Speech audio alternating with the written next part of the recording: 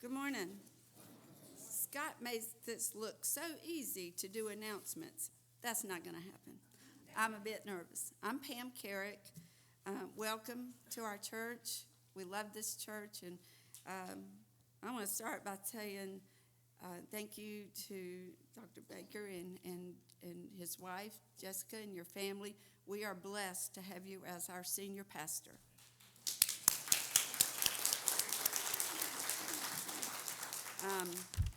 I also want to mention that the flowers here today are placed in memory of Dean Whitley, that we all love and miss so much.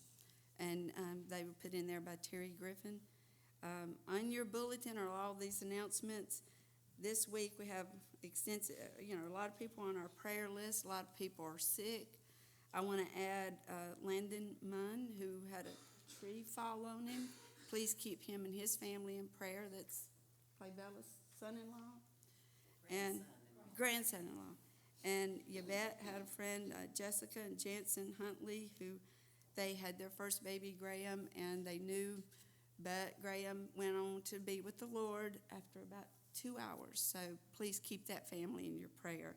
And I want you to please pray for my daughter-in-law, Elise Carrick, who's in Albemarle Hospital with pneumonia and something related to her diabetes. It's DKA, and she's probably not sure when she's going to get to come home, but she's been very sick. Also, the pregnancy resource, the bottles, they're due back today, but if you forgot it today, bring it next week or let Yvette know when you can get it to her. This is very important. It helps them. Our total, we just want to get that to them. Our February special offering will be collecting for the Thrive More that we used to call the Baptist Retirement Home of North Carolina. Our goal is $1,000. So please note on your envelope if you put something specifically on there, excuse me, that it's for that. And we have our search committee for an associate pastor for the youth. Leslie Rhodes, Beverly Perry, Daniel Griffin, Hannah Griffin, and Austin Honeycutt. And please be in prayer for them as they search for an associate pastor here. Now it mentions in the bulletin about Operation Christmas Child. I know for many of us it feels like, I just got over Christmas, and you're bringing it up again. Well, I am. We want to get started on that, but in the church we promote this, excuse me, by the Women on Mission, and we realize the collection week is many months away, but we're going to do something different when we're getting prepared, and just this is for the shoe boxes. We're going to do a little different, so just hang on. We'll have more details coming in March. And also I want to mention the Women on Mission in our church here. If you're not already participating in this, we invite you to come join us.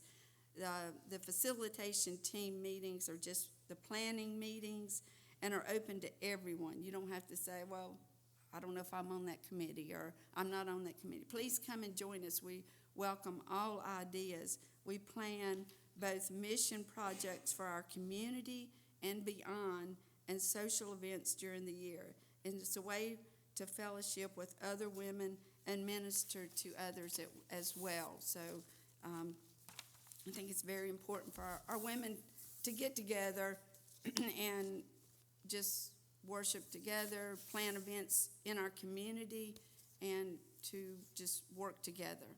So thank you very much. All right, let's stand and sing. You are holy. Stand and sing.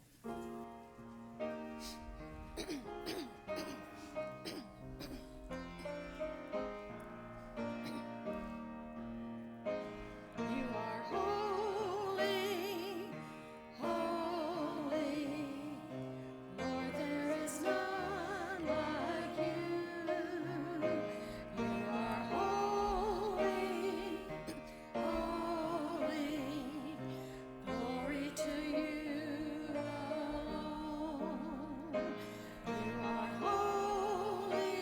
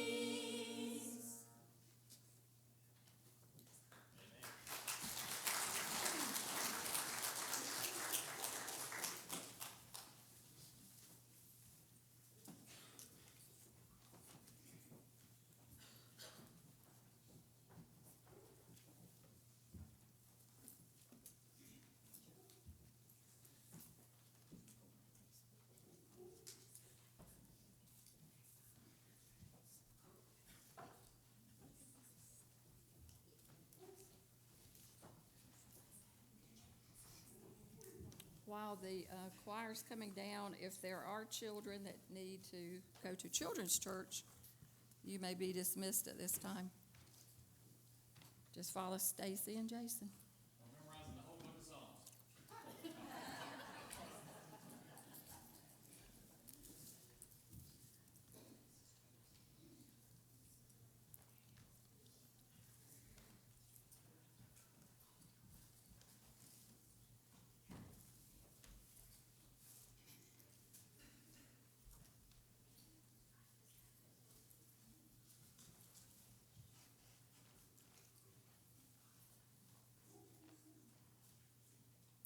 So I'm happy to be the one to introduce our speaker today for Baptist Women's Day, and that is Diane Robinson.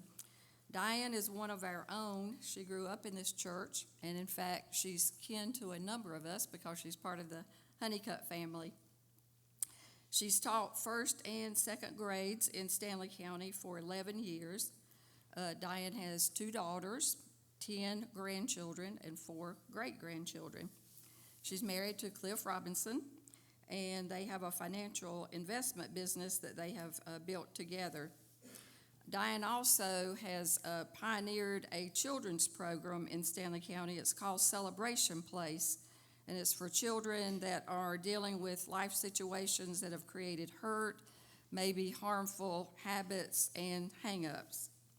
But most of all, Diane loves the Lord, and she tries to honor him in all that she does, and she gives the Lord credit for the things that she's been blessed to do. So we just want her to speak whatever is on her heart that the Lord has put there today, and we are just thankful, and thank you for doing that for us. Diane.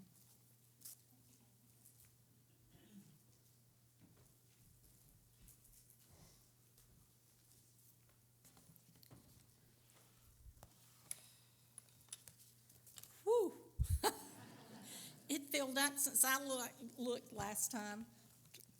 Praise God. But Pastor Baker, last Sunday when you were preaching the sermon on to the 25-year and younger, you mentioned about how intimidating, in your sermon you used how intimidating it is to stand in this spot. You also mentioned that God had given you a gift of sharing His word, and you were 100,000 times correct on both. And we're blessed to have you and your family here at Philadelphia. We're excited, and we are grateful y'all accepted that call. My intimidation for standing here is not out of fear. That's not it. My intimidation in standing here is because of the reverence I was taught growing up in this church of this spot. This is where we hear from God every Sunday morning and Wednesday night. And Pastor Baker, I'm glad you clarified, because I was going to say, I am not preaching today. That is way out of my league. I am simply going to share with you from my heart some experiences that I've had over the last couple years.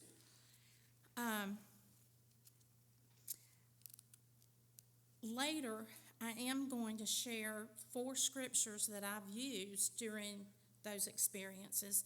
And if you want to write them down and look them up, I'll read them when I get there. But that'll be Matthew 19:26, Mark 9:23, Luke 10:2, and 1 Corinthians 3:6-7.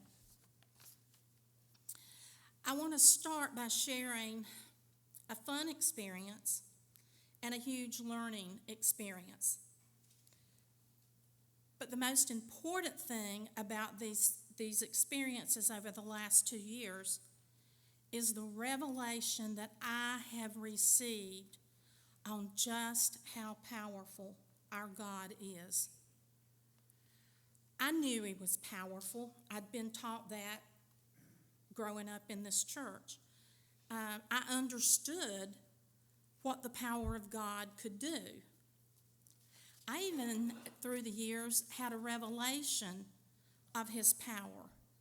But this experience over the last couple years took that revelation to a whole nother level. I found myself in uncharted territory.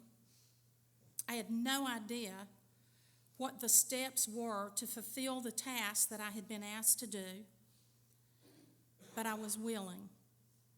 And church, that's all God needed. He did the rest. I just stepped forth willing. This journey began in April of 2023, and I was approached by the director of a children's program in Albemarle that had spun off from a prison ministry.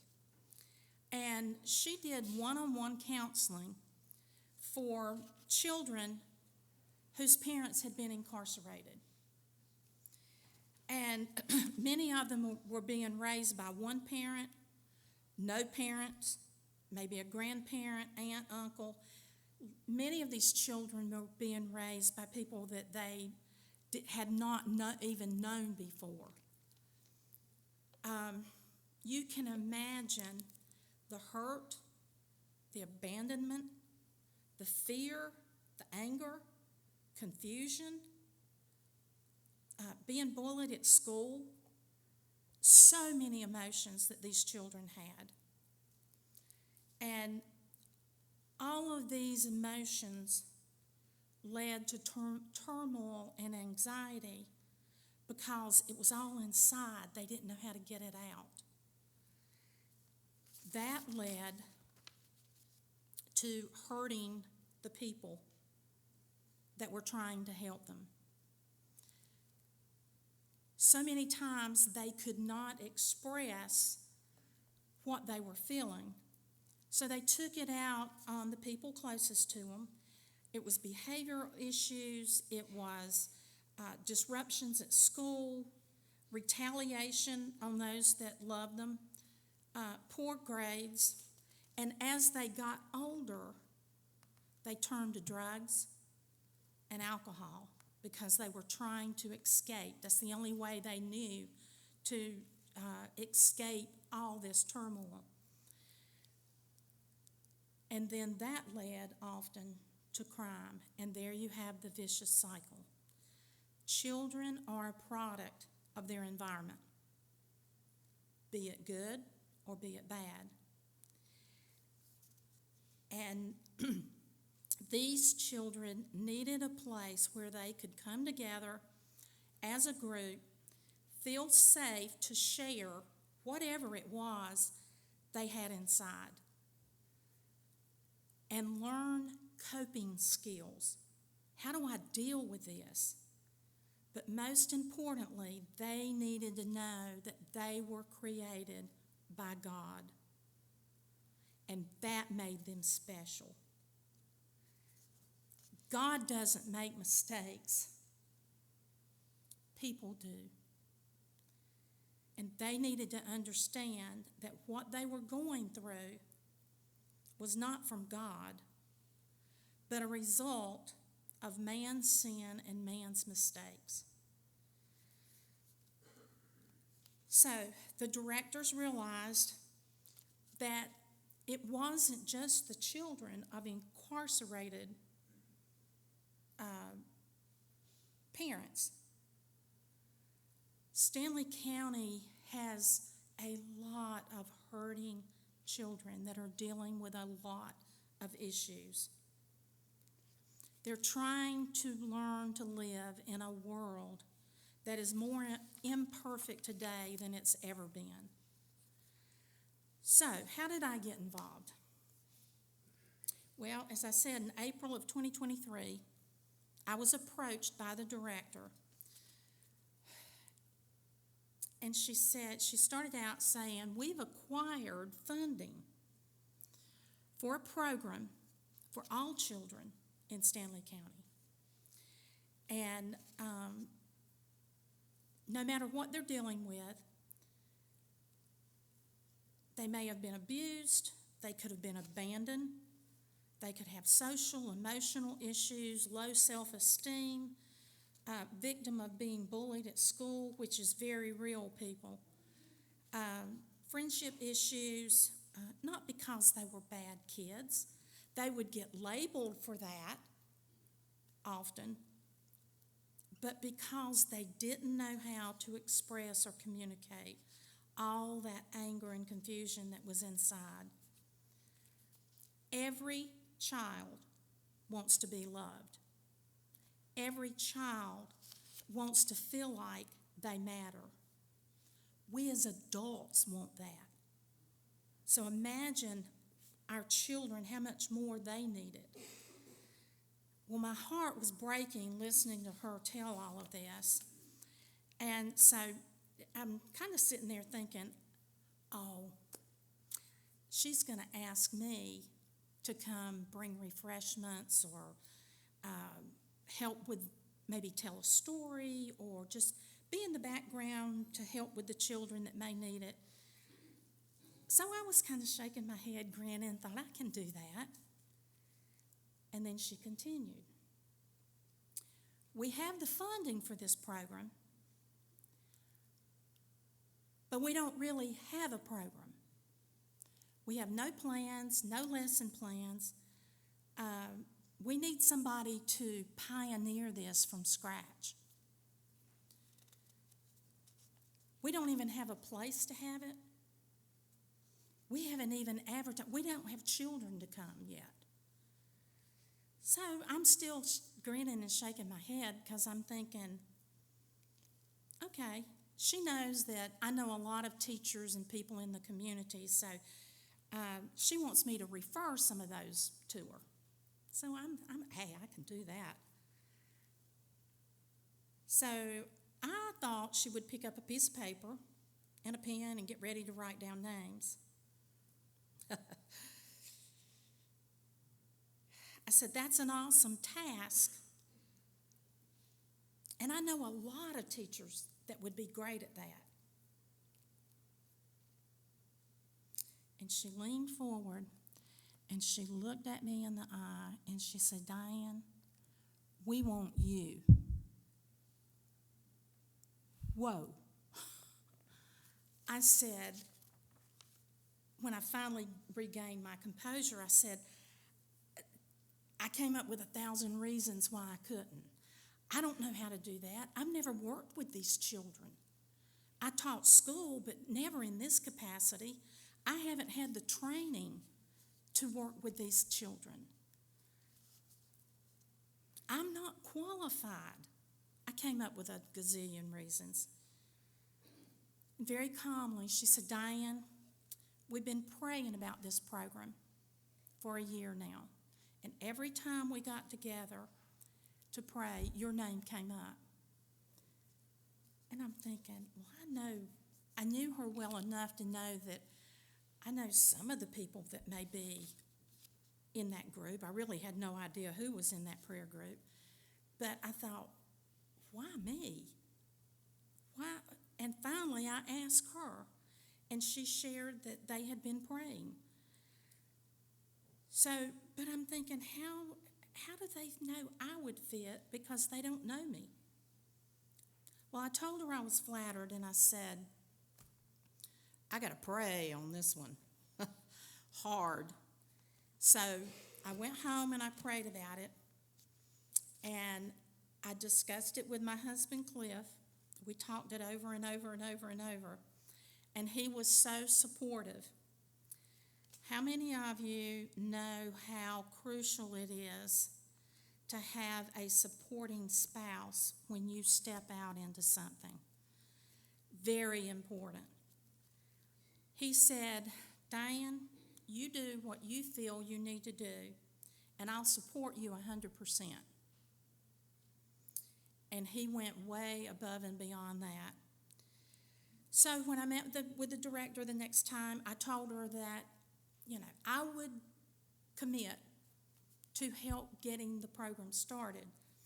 But at my age, I couldn't commit to anything long-term but I did commit to be there as long as God wanted me there. I had no idea how to do this, but I did know I was supposed to.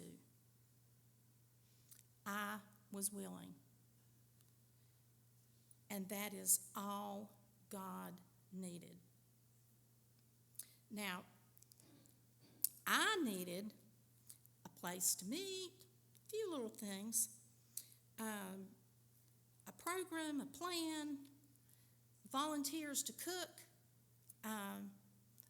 A lot of things were needed to start this program. So, one of the first things that I did, though, is I started a prayer group for me, my prayer warriors. And I prayed for them, had them to pray that God would send everything that was needed in order to make that program successful. And He did. Now, my husband's church has a wonderful fellowship hall. It's got a big room. It's got little rooms off to the side, a wonderful kitchen. And so I asked to meet with the vestry, which is equivalent to our board of deacons. And I explained the program and asked them if they would be willing for us to rent the building. Well, little did I know, they had been praying for God to send them a ministry that they could be a part of that would help the community. Voila, we have a place to meet. So now I only needed all the rest of the stuff.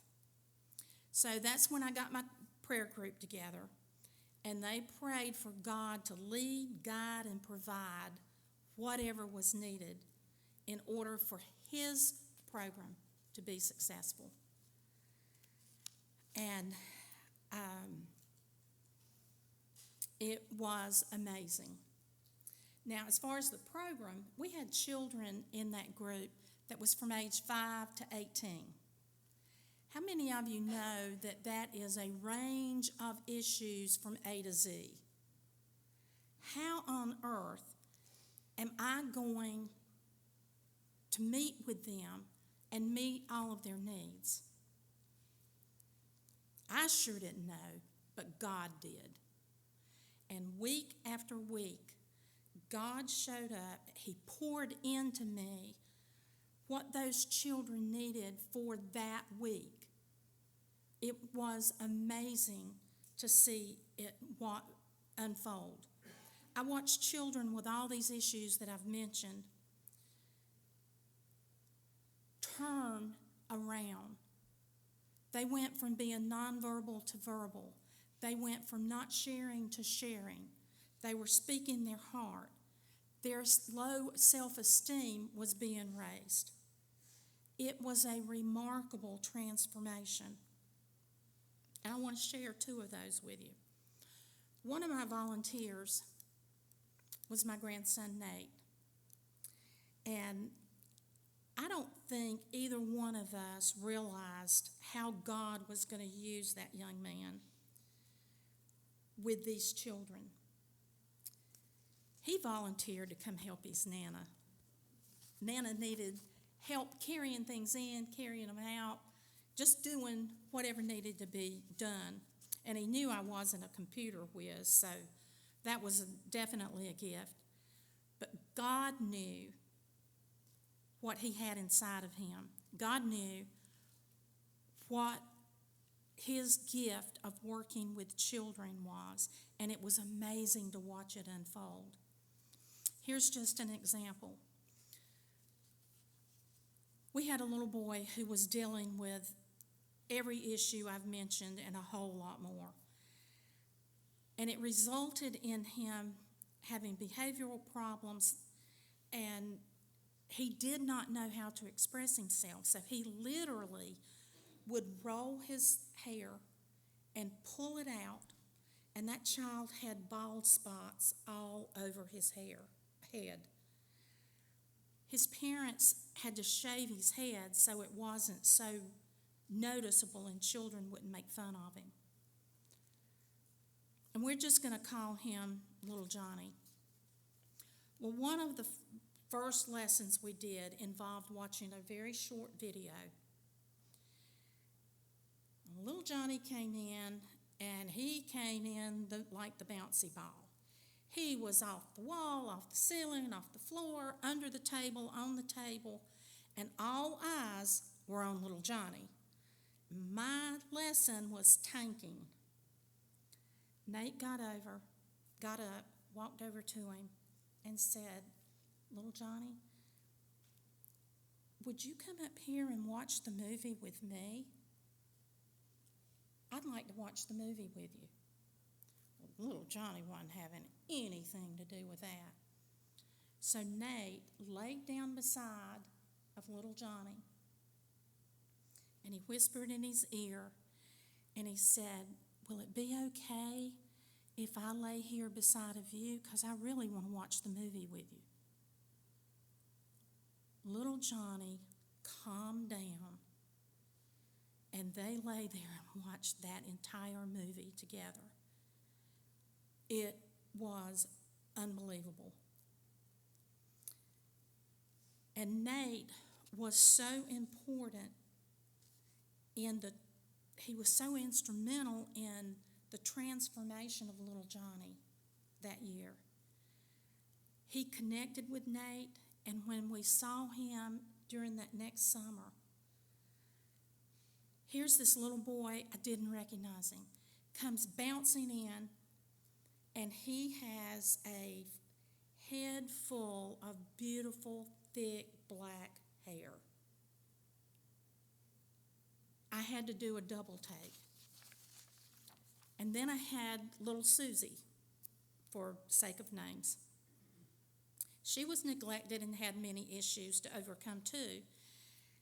But over in the year, in May of that year, Susie came in, and I looked at her and I said, "Susie, you are beautiful. You look so pretty tonight."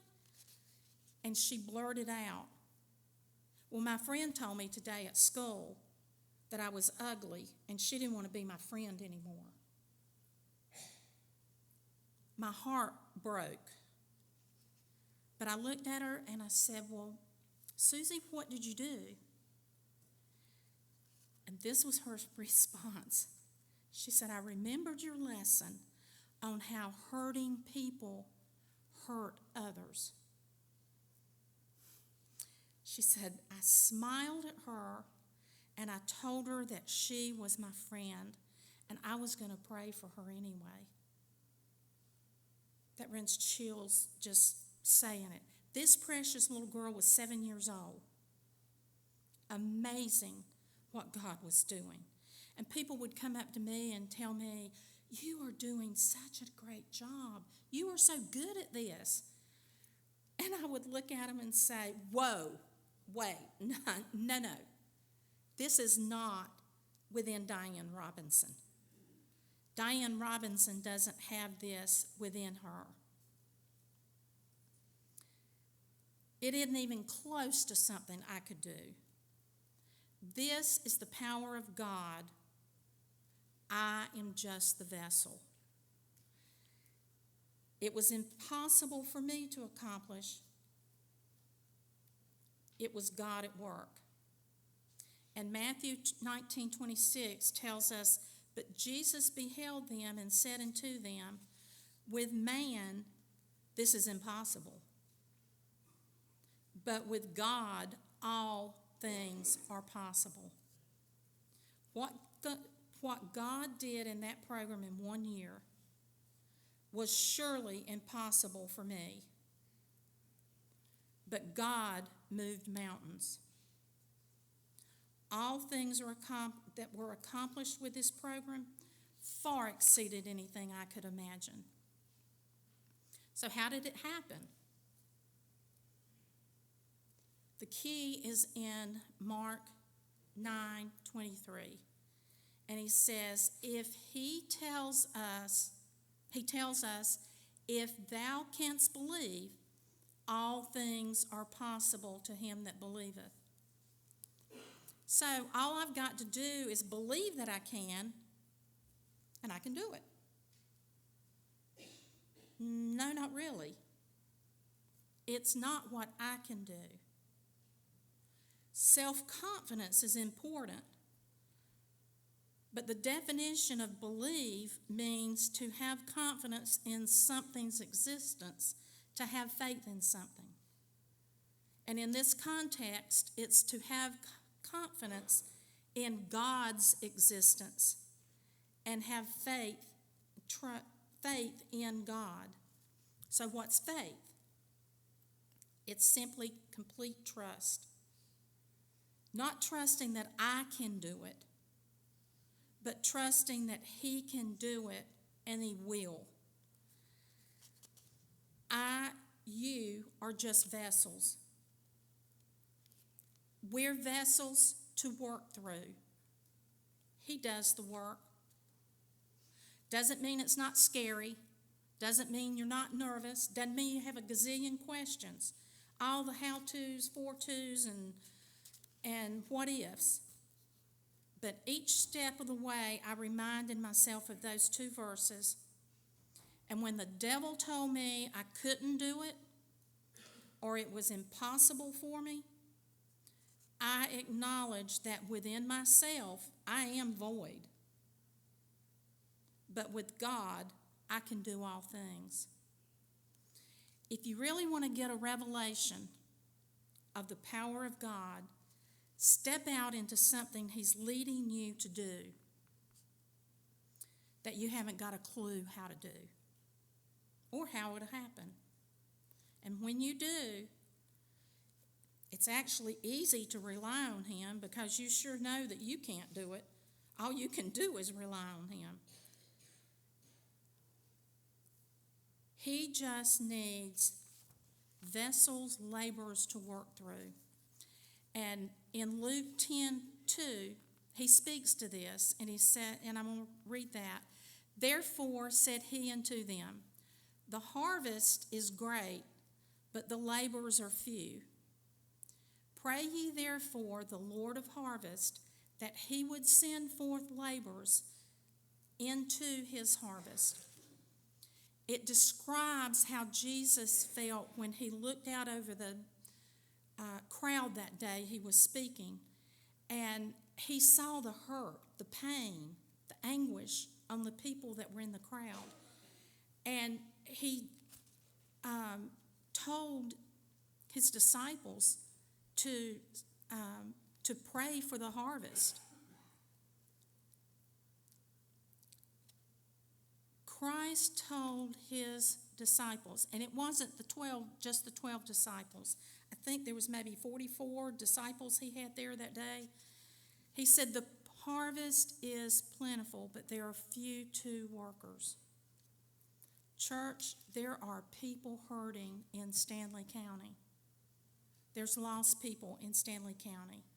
There's people that hunger to understand the Word of God in Stanley County. Where are the vessels? Where are the laborers that are willing to step forth and let God work through them? In closing, I don't want you to raise your hand, but I do ask you to search your heart. Do you know someone who needs to see God at work? A child, a parent, a grandparent, an adult, co-worker, married person, single person, churchgoer, never been in the church, shut in, maybe they're in a rest home. Someone who needs to see God working and they need the good news of Jesus. Reach out to them. Be the feet of Jesus. And I'm going to tell you right now, when you reach out the first time, you're going to think, but I don't know how. I'm not worthy. I've messed up so many times before in my life. How can I reach out to them? I'm not qualified. I said all those things. But each time you step out, it gets easier because your faith is building. 1 Corinthians 3, 6 through 7, Paul says, I've planted, Apollos watered, but God gave the increase. So neither is he that planteth anything, neither he that watereth, but God that giveth the increase. Apollos and Paul were simply laborers. They were vessels for God to work through. They planted and they watered, but God gave the increase. We just all need to be willing vessels, willing to take that first step and relying on God for our second step and each step thereafter, and watch God's power manifest. He still performs miracles today. He just needs vessels. God can use everyone in this sanctuary.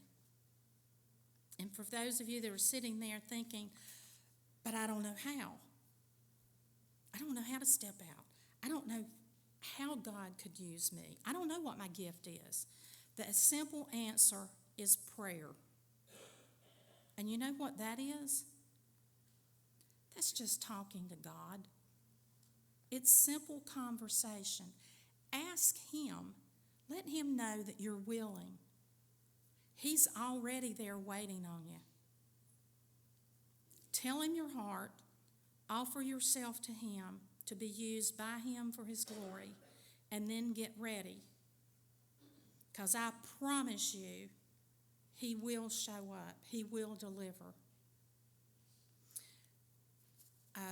We grew up, some of the first verses that we learned as a child here at this church, Matthew 7:7. Ask and it shall be given to you. Seek and ye shall find. And knock and it shall be opened. All you have to do is go to Him. His word does not come back void. He will answer. And if you're sitting there thinking, but I don't have a gift, everyone has a gift. It may be your passion. It may be cooking, love of children, love for the elderly, being a caregiver, visiting shut-ins, sewing, penmanship, sending cards of encouragement. You may have artistic abilities. You may be a computer guru that the church really needs. Maybe you can visit shut-ins and run errands for them. Reading to children, lawn care skills, cleaning skills. It takes a village to do God's work. But God needs every one of us. He needs you. So to close, I want to encourage you. Search your heart and say, here I am, God. Send me.